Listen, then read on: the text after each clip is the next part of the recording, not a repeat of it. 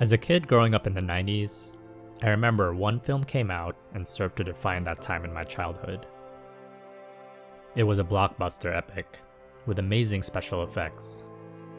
It was, in my opinion, a cultural event the likes of which we as a society very rarely experience at the movies.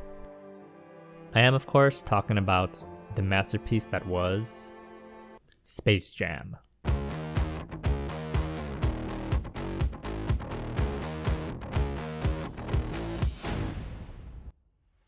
As a kid, I loved this movie and its soundtrack, and if you used to love this movie's soundtrack as much as me, then you probably cringe a little bit when reminded about that one song sung by this guy.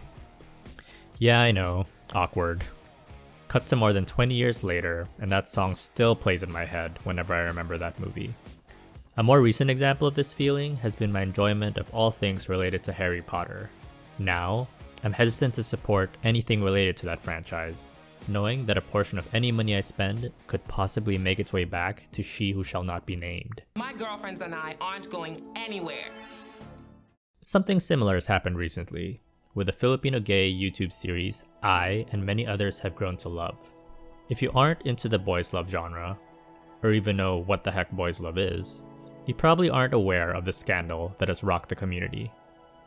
But I'm getting ahead of myself. Let me back up a little bit and give some context.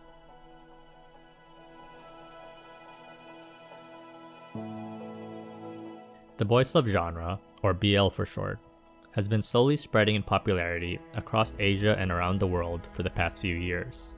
For those unfamiliar, BL can be broadly described as a genre of comics, movie, TV series, or other media centered around gay relationships. Originally written by and for straight women, its definition has broadened somewhat to now include queer creators and fans alike. I'll give one quick example of this explosion in popularity.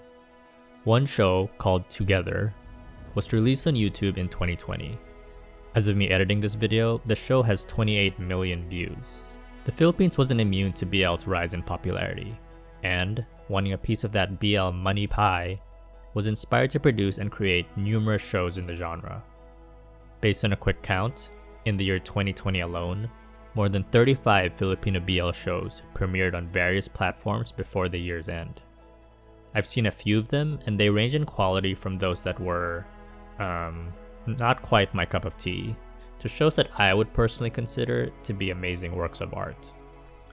One such show, Gaya sa Pelikula, or like in the movies in English, is what many people would consider, myself included, to be one of the best shows to come out of this recent Filipino BL explosion. The show, which is entirely available here on YouTube with subtitles, link in the description below, was so successful that it eventually got picked up to be streamed on Netflix. I love the show, and like many who've watched it, the show and its themes have affected me on a deeply personal level. The honesty and sincerity of the storytelling is due in no small part to the fact that the show is written and is the brainchild of one man, Juan Miguel Severo, who is a well-known Filipino openly queer writer, playwright, and spoken word artist. You can tell from interviews, online writings, and from watching the show itself that the series is a deeply personal work. For the rest of this video, I'm going to refrain from mentioning the show's writer by name for reasons that will become apparent in a little bit. But in talking about the show and its themes, I think it's important to understand where the show came from, and why in this case it's been difficult for many to separate the art from the artist. In a Wattpad post, the show's writer tells the story of the first time he fell in love. He writes, "I wasn't even sure if it was right for me to seek love from another guy. And by the time I was already head over heels in love with him and was ready to jump, he had already found another." It is clear from these writings that Gaya sa Pelikula as a concept was born from this man's pain and regret for not having the courage to love openly much sooner in life.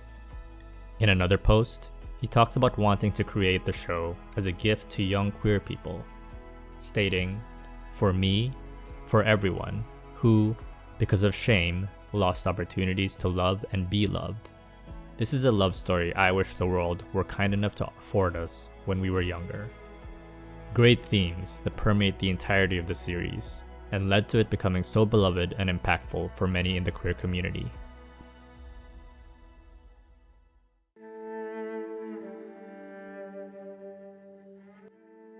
On June 20, 2021, Paolo Pangilinan, one of the two leads of Gaya sa Pelikula, tweeted a series of cryptic messages implying that he was sexually harassed. Paolo tweeted that harassers shouldn't be put in positions of power, especially when they've been reported already, followed shortly after by a warning.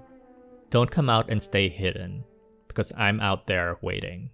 What followed was the show's writer deactivating his Twitter account, and reports that Paolo's management planned to file charges against him. Eventually, the show's writer was expelled from Words Anonymous, a spoken word group, of which he had famously been a member of. Other potential victims also came forward and tweeted about their past experiences of harassment from the same individual. Expressions of sadness and disgust spread all across social media. Shortly thereafter, the second season of the series was said to be put on hold. Karl, a producer on the show, tweeted that one of the proudest things I've ever done was become a part of a BL series. But he admits that the message of the show has become endangered. He stated, after a meeting with the production staff working on a potential second season, that despite everything that has come to light, it is still our story. The show's other star, Ian Pangilinan, no relation to Paolo, they just happen to have the same last name, expressed similar sentiments and tweeted, "I'll be damned if I let everything I and everyone in that room bled and fought for die because of a single blow." While the other creators involved in making the show struggled to move forward in the midst of all these allegations, fans of the series were also left grappling with a deep sense of betrayal. I myself feel that way. So where does the fandom go from here? So many have fallen in love with the show, and yet the fact that an accused sexual harasser was such an integral part of the show's inception means that my and others' feelings towards it has morphed from something of joy to one of sadness, anger, and confusion. Am I even allowed to talk about this? Is it appropriate for me to even be making this video? I feel like at the very least, it would be extremely disrespectful to the victims to openly praise and promote the show without mentioning these allegations. Too often in our culture are victims of sexual harassment not believed or forced into silence because their abuser was in a position of power, or because society would rather turn a blind eye than deal with that uncomfortable reality. I firmly believe that all victims of sexual harassment and abuse deserve accountability and justice, and that each individual person, each fan, will now have to navigate their own relationship to the show, boycotting it if it's important or uncomfortable for them to do otherwise. As far as I'm concerned, that reaction would be completely valid and understandable. At the same time, a part of me knows that the show, although created and written by an individual, is a product of dozens upon dozens of other amazing artists. From the talented direction of JP Habak, to the superb acting of Ian and Paolo Pangilinan, to the cinematographers, video editors, producers, sound engineers, musicians, and all the other artists who contributed to the series.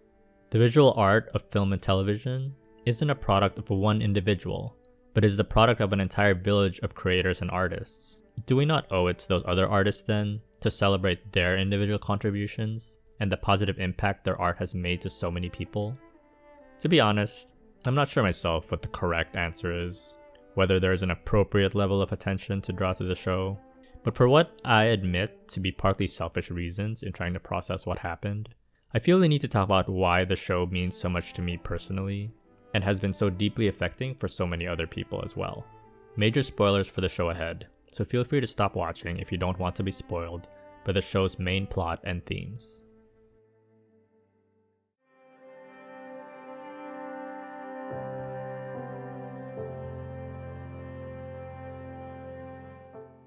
The show's premise is pretty straightforward.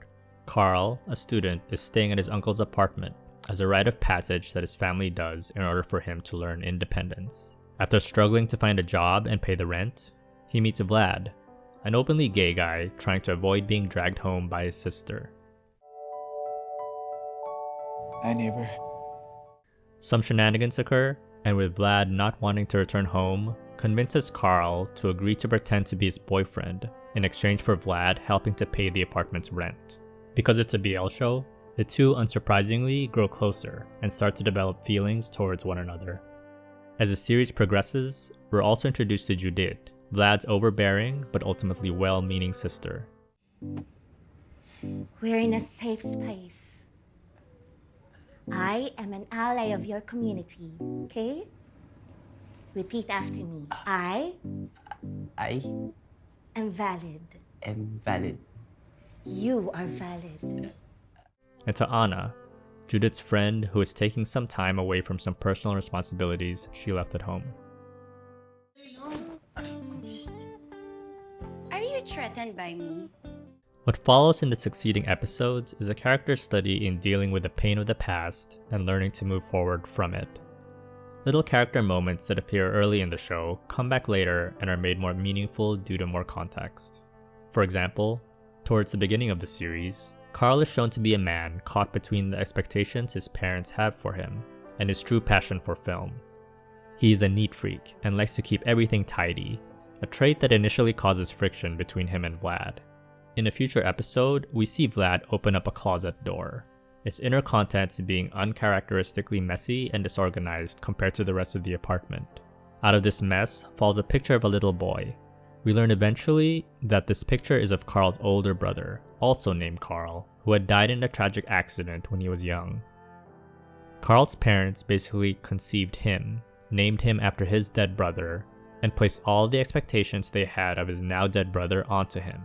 Yeah, I know, really messed up. Karl is someone who never had the opportunity to explore his own identity, and by extension his sexuality, apart from the one his parents had assigned to him. It wasn't until meeting Vlad and having those feelings awaken in him did he start his journey of self-discovery and acceptance. A similar journey can also be seen in Vlad's character. Early on, we see that Vlad hates getting his hair touched. We learn eventually that Vlad was his dad's favorite child, conceived to save a failing marriage. When his dad realized his son was gay, one of his last actions before leaving was to ruffle Vlad's hair, causing Vlad to view all his relationships within the prism of eventual abandonment. Ultimately, both Karl and Vlad's past traumas proved to be too much of a barrier for their blossoming relationship to bear fruit. Karl, at this point in his journey, isn't ready to come out, and Vlad took Karl's unwillingness to love him openly as another person he cared about abandoning him. At the end of the series, Karl and Vlad have a conversation about what it would have been like had they not been shackled by their past trauma, if they were free to love openly and honestly, without fear. What follows is a beautiful sequence of an alternate reality, all of them happily sitting around the dinner table, celebrating their love together with family and friends. A beautiful fairy tale ending to their story, that's just like in the movies, but ultimately, it's just that, a fantasy.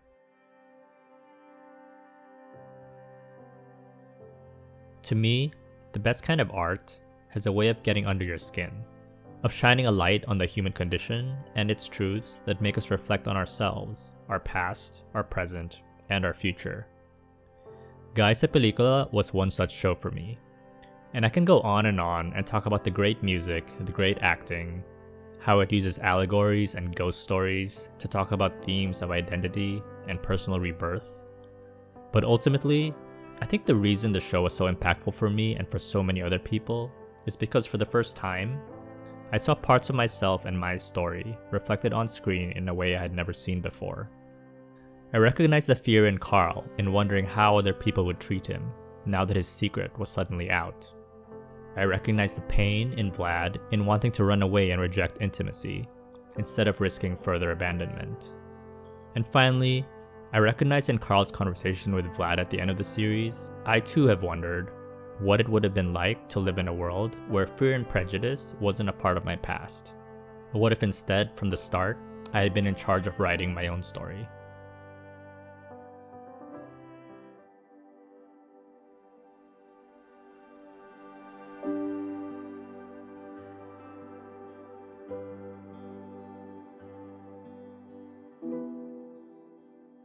Ultimately, I made this video not so much to bring attention to the scandal or an accused sexual harasser. Instead, I made this video to try and process these conflicting emotions of wanting to support and promote a show that I love, but knowing full well that in doing so, I risk minimizing the trauma of the victims of harassment. As of this video's creation, I couldn't find any updates to the supposed charges being brought against the show's writer by Paolo's team. Paolo himself has recently signed on to a new BL project, which I'm very much looking forward to. And as far as I can tell, there's still no news about the show's potential second season. Unlike the movies that the show's title refers to, It's a pretty messy situation, which so far seems to have no clear resolution. But that's life, right? Life isn't like the movies or the TV shows we love to consume, with clear-cut endings and a well-told story, with closure at the end of it all. Sometimes in life, things just remain unresolved. And just like Karl and Vlad in the show, we the fans also wish there was a fairy tale ending to all this. I, and probably other fans, regret that this scandal happened. That one of our most beloved shows that has meant so much to us may forever be tainted because of the actions of one man. But like Karl and Vlad, like Anna and Judith, I'm personally choosing to face that regret, not solely with sadness at what had occurred, but also with love and compassion for all the work that all the other artists put into the show. We see this compassion reflected on screen, in the way that Judith is overprotective of Vlad, constantly reminding him that she's an ally, all because she regrets blaming their parents' separation on Vlad's sexuality. We see it in the way Anna took some time to work on herself, knowing that in doing so, she'll be free of any regrets and in turn become the mother she knows her daughter truly deserves. And we see it in the final episode, when Karl asks Vlad for forgiveness. He regrets not being strong enough to be out, to love openly. And Vlad responds, not with scorn at having been hurt by Karl, but with compassion and understanding, knowing full well that Karl has his own journey to make, and that he needs to make it in his own time. Watching these characters deal with their past regrets and face those regrets with love and compassion is an important lesson I feel everyone, especially queer people, would benefit to learn. Too often is the queer experience defined by what ifs. What if society had allowed me to live openly, without fear or prejudice? What if I had been born in a different time? What if I had known then what I know now? I think the show did a good job of showing that, although regrets can be a normal part of life, the fact is, the past is ultimately unchangeable, and all we can really do is take responsibility for our past mistakes and continue moving forward, with the goal of hopefully living more of our truth and striving to become more of our authentic selves. Nobody really knows what the future holds, and I don't know how my feelings on the show will change over time. It may be different tomorrow, or next month, or next year. Maybe new information will come to light that may cause me to reevaluate my relationship with the show and its characters and its themes.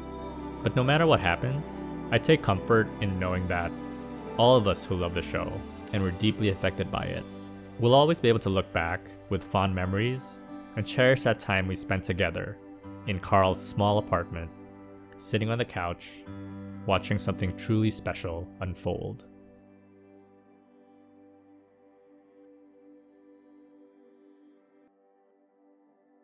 Thanks so much for watching. We're trying something new for the channel, so let us know down in the comments what you thought, and whether you want more of these video style essays.